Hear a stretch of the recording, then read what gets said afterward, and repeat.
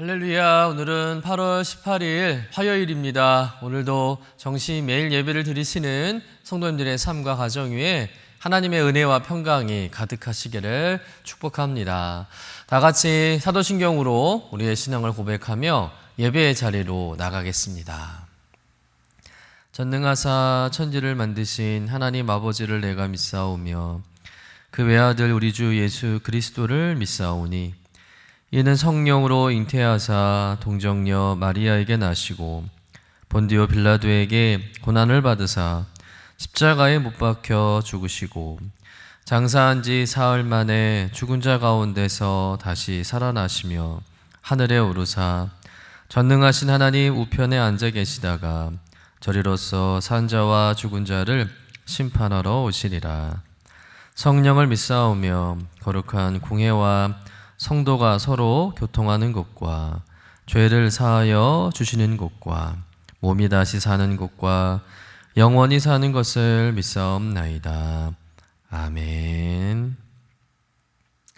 다 같이 찬송가 286장 함께 찬송하겠습니다.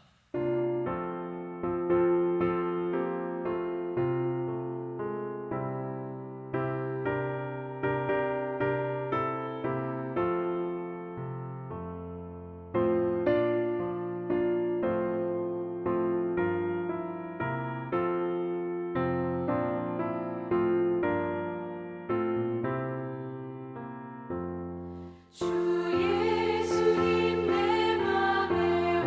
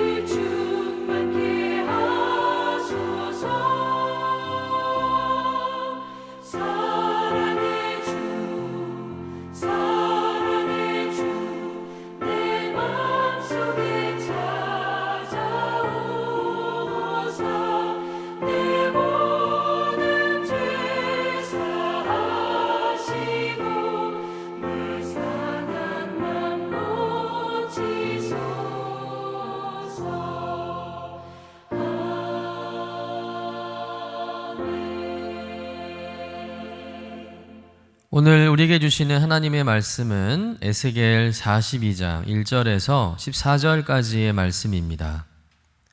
함께 받들어 읽겠습니다.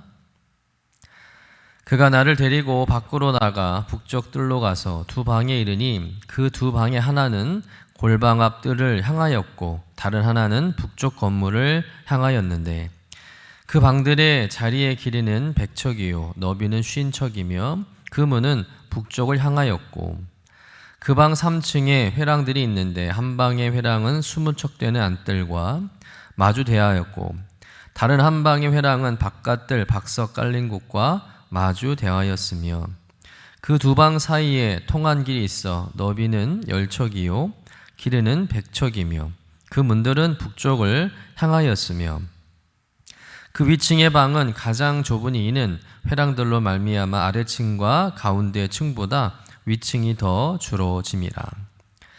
그 방은 3층인데도 뜰에 기둥 같은 기둥이 없으므로 그 위층이 아래층과 가운데 층보다 더욱 좁아짐이더라. 그 한 방의 바깥담 곧 뜰의 담과 마주대한 담의 길이는 50척이니 바깥뜰로 향한 방의 길이는 50척이며 성전 앞을 향한 방은 100척이며 이 방들 아래에 동쪽에서 들어가는 통행구가 있으니 곧 바깥뜰에서 들어가는 통행구더라. 남쪽 골방 뜰 맞은 쪽과 남쪽 건물 맞은 쪽에도 방 둘이 있는데 그 두 방 사이에 길이 있고 그 방들의 모양은 북쪽 방 같고 그 길이와 너비도 같으며 그 출입구와 문도 그와 같으며 이 남쪽 방에 출입하는 문이 있는데 담 동쪽 길 어귀에 있더라. 그가 내게 이르되 좌우 골방 뜰 앞 곧 북쪽과 남쪽에 있는 방들은 거룩한 방이라. 여호와를 가까이 하는 제사장들이 지성물을 거기에서 먹을 것이며 지성물 곧 소제와 속죄제와 속건제의 제물을 거기 둘 것이니 이는 거룩한 곳이라. 제사장의 의복은 거룩함으로 제사장이 성소에 들어갔다가 나올 때에 바로 바깥들로 가지 못하고 수종들은 그 의복을 그 방에 두고 다른 옷을 입고 백성의 뜰로 나갈 것이니라 하더라. 이는 하나님의 말씀입니다. 아멘. 오늘 우리가 읽은 말씀은 회복될 성전 가운데 성전에서 직무를 감당하는 제사장들의 방에 대해서 설명하는 말씀입니다. 본문을 읽다 보면 그 방의 위치와 크기 또 구조와 용도까지 아주 자세하게 기록하고 있는데 성경이 왜 방 하나를 이렇게 자세하게 기록할까 또 설명할까라는 생각을 하게 됩니다. 그런 하나님께는 결코 중요하지 않은 공간이 없다는 거예요. 성전의 방 하나하나까지 하나님의 뜻과 영적인 의미가 담겨져 있다는 것이죠. 설명을 들어보면 성전에는 제사장들을 위한 방이 여러 개가 있었고 모두 성소와 지성소 가까이에 자리 잡고 있었습니다. 그런데 중요한 것은 무엇입니까? 이 방은 오직 제사장들만 사용할 수 있는 거룩한 공간이었다는 사실이죠. 아무나 들어갈 수 없었고 또 제사장이라 할지라도 개인적인 용도로 그 방을 사용할 수 없었다는 것이죠. 그것은 오직 하나님께 드리는 제사를 준비하고 제사장의 직무를 감당하기 위해서 구별된 거룩한 장소였다는 것입니다. 이것은 무엇을 의미합니까? 하나님께서는 제사장들의 삶뿐만 아니라 제사장들이 머무는 공간까지도 거룩하게 구별하셨다는 거예요.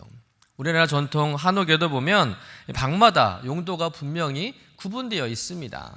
안채는 가족들의 생활 공간이었고 사랑채는 손님을 맞이하는 공간이었습니다. 아무 방이나 아무렇게나 사용하는 것이 아니라 각각의 목적에 따라서 구별하여 사용했다는 것이죠. 이처럼 성전에도 다양한 방들과 그 목적이 구별되어 있었다는 거예요. 어떤 방은 예배의 기구를 보관하는 곳이었고 어떤 방은 성물을 보관하는 곳이었다는 겁니다. 중요한 것은 오늘 본문에 나오는 제사장들의 방은 단순한 공간이 아니라 거룩함을 지키기 위해서 하나님께서 특별히 구별하신 공간이었다는 것이죠. 그렇다면 오늘 말씀을 통해서는 어떤 영적 교훈을 발견할 수 있을까요? 첫 번째는 하나님의 백성은 세상과 구별된 거룩한 삶을 살아야 한다는 거예요. 본문 13절 말씀을 보겠습니다. 여호와를 가까이 하는 제사장들이 지성물을 거기서 먹을 것이며, 이 구절을 명확히 이해하기 위해서는 레위기에 나타나는 제사 규례를 참고해야 하는데요. 레위기 10장 13절 말씀 같이 한번 읽어보겠습니다.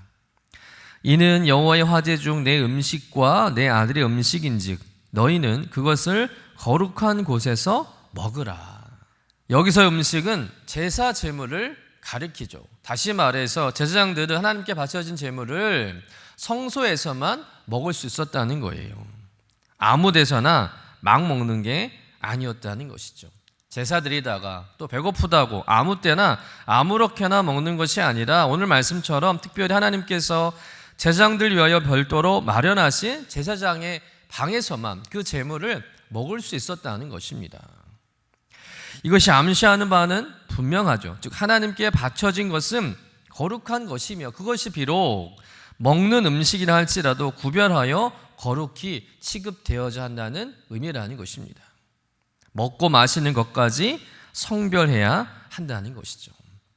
여러분, 오늘날 제사장은 누구이겠습니까? 물론 교회의 목사님일 수도 있겠지만 넓게 보면 예수 믿는 모든 성도가 다 제사장입니다. 베드로전서 2장 9절에 보면 너희는 택한 족속이요 왕같은 제사장들이며, 다시 말해서 예수님을 믿고 구원받은 백성은 다 왕같은 제사장들이라는 거죠. 영적인 제사장들인 줄로 믿습니다. 그렇다면 예수 믿는 사람들 역시 아무 데서나 아무거나 먹으면 안 된다는 거죠. 예수님을 믿으면 먹지 말아야 할 것이 있고 마시지 말아야 할 것이 있다는 거예요. 왜 그렇습니까? 우리는 거룩하게 구별된 하나님의 백성이기 때문에 그렇습니다. 예수 그리스도의 피로 구원받은 백성이 세상 사람들처럼 아무 데나 가서 아무 것이나 먹고 마시면 예수를 믿는 그리스도인이라 칭할 수 없다는 것이죠. 예를 들어서 제가 동창 모임에 갔는데 가보니까 보나마나 술자리입니다. 친구들끼리 술 한잔 돌리면서 서로 반갑게 인사하고 오랜만에 만나서 안부 묻고 분위기가 참 좋겠죠. 그런데 저도 그 분위기에 휩싸여서 친구들에게 술 한잔 받아 마시고 친구들에게 술을 권하면 제가 목사로 보이겠습니까? 혹여 성도가 저의 그 모습을 보았다면 어떤 생각이 들겠습니까? 시험에 들게 뻔한 것이죠. 신분만 목사지 그냥 세상 사람과 다를 게 없는 것입니다. 그래서 저는 그런 자리를 될 수 있으면 피합니다. 혹 참석하게 되더라도 술은 정중히 사양하고 음료수를 마시죠. 물론 예수 믿는 사람들도 세상 속에서 사회생활을 해야 하고 여러 관계 속에서 직장생활을 하려면 피할 수 없는 자리가 있고 거절할 수 없는 일이 분명 있습니다. 그렇다고 세상에 하는 것을 다 할 수 있는 것은 아닙니다. 왜냐하면 우리는 하나님의 자녀이기 때문에 그렇습니다. 처음에는 어려울 것입니다. 유별나다 비난도 받고 핍박도 받고 손해도 볼 것입니다. 그러나 손해를 볼지라도 끝까지 믿음의 선을 지키고 올곧게 진실하게 행동하면 언젠가는 세상 사람들이 인정해 줄 때가 반드시 온다는 거예요. 다른 사람은 몰라도 이 사람은 정말 진실한 사람이다. 믿을 만한 사람이다. 진짜 크리스찬이다. 라고 인정해 줄 날이 올 줄로 믿습니다. 여러분, 사람들과의 관계를 잘 쌓는 것보다 하나님께 주신 실력과 거룩한 성품과 신실함으로 승부하는 여러분 되시기를 간절히 축원합니다. 그리고 세상 속에서 난 하나님의 백성으로 구별된 거룩한 자녀임을 늘 인식하면서 세상의 죄악에 물들지 않고 세상의 빛과 소금이 되시는 여러분 되시기를 주님의 이름으로 간절히 축원합니다. 두 번째 교훈은 하나님께 드리는 것은 언제나 가장 거룩하게 준비되어야 한다는 것이죠. 본문 13절 후반부를 한번 주목해 보시길 바랍니다. 지성물 곧 소제와 속건제의 제물을 거기 둘 것이며 이는 거룩한 곳이라. 다시 말해서 제사장의 방은 하나님께 드려진 거룩한 제물을 보관하는 장소였다는 것이죠. 하나님께 드려진 제물은 아무 곳에나 함부로 두지 않았다는 거예요. 하나님께 속한 것이 되었기 때문에 특별히 구별된 장소에 두고 거룩하게 다루었던 것이죠. 여러분, 이렇게 하나님께는 재물만 아니라 하나님께 속한 모든 것을 거룩하게 구별하기 원하셨습니다. 흠없는 재물을 드리고 처음 익은 열매를 구별하여 드리라고 명령하신 것도 같은 의미라는 거죠. 하나님께 드리는 것은 정결하고 거룩하고 깨끗해야 할 줄로 믿습니다. 그런데 하나님께 드린다고 해서 그 재물이 다 거룩해지는 것은 아니라는 거예요. 방법도 과정도 선하고 거룩해야 할 줄로 믿습니다. 부정과 불법으로 얻은 재물은 결코 하나님의 기쁨이 될 수 없다는 거예요. 하나님께서는 예물의 크기와 액수를 보시는 분이 아니라 그것을 얻는 과정과 드리는 사람의 중심을 보시는 분인 줄로 믿습니다. 잠언 15장 8절에 이렇게 말씀하죠. 악인의 제사는 여호와께서 미워하셔도 정직한 자의 기도는 그가 기뻐하시느니라. 하나님이라고 해서 모든 예배를, 모든 제사를 다 기뻐하시고 받으시는 게 아니라는 거예요. 아무리 많은 것을 드려도 삶이 하나님 앞에 바르지 않고 그 재물을 얻는 과정이 정직하지 않다면 하나님께서는 그 예물을 기뻐 받으시지 않는다는 것이죠. 반대로 예물의 액수가 작더라도 하나님을 사랑하는 마음과 감사와 또 정성껏 정직하게 준비하여 드린다면 하나님은 그 예물과 제사를 기뻐 받으신다는 것입니다. 여러분, 헌금을 드릴 때도 액수보다 중요한 것은 어떤 마음으로 드리냐라는 것이죠. 헌금 시간이 되어서야 급하게 주머니를 뒤지고 남은 돈 가운데 일부를 아무 생각 없이 드리는 것과 예배 전에 미리 감사의 제목을 생각하고 기도하며 구별하여 드리는 것의 가치는 분명 다르다는 것입니다. 어떤 분들은 예배 전에 헌금을 미리 봉투에 담아 놓는 분들도 있습니다. 감사의 제목과 또 기도 제목을 정성껏 써서 드리는 분들도 있다는 것이죠. 중요한 것은 새돈이냐 헌돈이냐가 아니라는 거죠. 액수의 크기가 아니라는 것입니다. 하나님께서 보시는 것은 무엇입니까? 그 예물 속에 담긴 믿음과 사랑과 감사와 정성이라는 것이죠. 다윗은 역대상 29장 14절에서 이렇게 고백했습니다. 모든 것이 주께로 말미암아 싸우니 우리가 주의 손에서 받은 것으로 주께 드렸을 뿐이니이다. 모든 것이 하나님께로부터 왔으니 하나님께 주신 그 은혜에 감사하여 받은 것의 일부를 거룩하게 구별하여 드리는 것이 헌금이라는 거예요. 그런데 헌금뿐만 아니라 우리의 예배와 시간, 재능과 봉사도 마찬가지라는 것이죠. 남는 시간을 드리고 남을 힘을 드리는 것이 아니라 가장 귀한 것을 구별해서 먼저 하나님께 드리는 것, 그것이 진정한 헌신인 줄로 믿습니다. 여러분, 하나님께 주신 그 모든 것을 감사히 여기고 정직하게 얻은 물질과 준비된 마음으로 하나님을 기쁘시게 하는 여러분 되시기를 주님의 이름으로 간절히 축원합니다. 여러분, 하나님께서 에스겔 환상 가운데 보여주신 제사장의 방은 단순한 공간이 아니었다는 거죠. 거룩하게 구별된 장소였습니다. 이것은 하나님을 믿는 모든 성도들이 삶의 모든 영역에서 어떤 태도로 살아가야 하는지를 보여주는 거룩한 경고이자 축복의 메시지인 줄로 믿습니다. 하나님, 우리가 주일에만 크리스천으로 사는 것을 원치 않으신다는 거죠. 내가 먹고 마시는 장소, 내가 일하는 직장, 그리고 하나님께 내어드리는 물질과 시간의 작은 과정 하나하나까지 거룩하게 구별되기를 원하시는 줄로 믿습니다. 오늘 말씀을 마음에 깊이 새김으로 세상의 흐름에 물들지 아니고 하나님 마련해 주신 거룩한 방에 거하신 이 시대의 영적 제사장이 되시기를 주님의 이름으로 간절히 축원합니다. 기도하겠습니다. 거룩하신 하나님 아버지, 오늘 말씀을 통해서 제사장의 방까지도 거룩하게 구별하셨던 하나님의 뜻을 배우게 하시니 감사합니다. 주님, 우리도 예수 그리스도의 피로 구원받은 왕같은 제사장임을 잊지 않게 하시고 세상 속에서도 하나님께 속한 사람답게 살아가게 하여 주옵소서. 먹고 마시는 것부터 말과 행동, 우리의 생각과 삶의 모든 영역이 거룩하게 구별되게 하시고 또 죄와 타협하지 않는 믿음을 허락하여 주옵소서. 또한 하나님께 드리는 예배와 헌신, 물질과 시간도 아무렇게나 들이지 않게 하시고 미리 준비하고 기도하는 마음으로 가장 좋은 것을 하나님께 먼저 올려드리게 하여 주옵소서.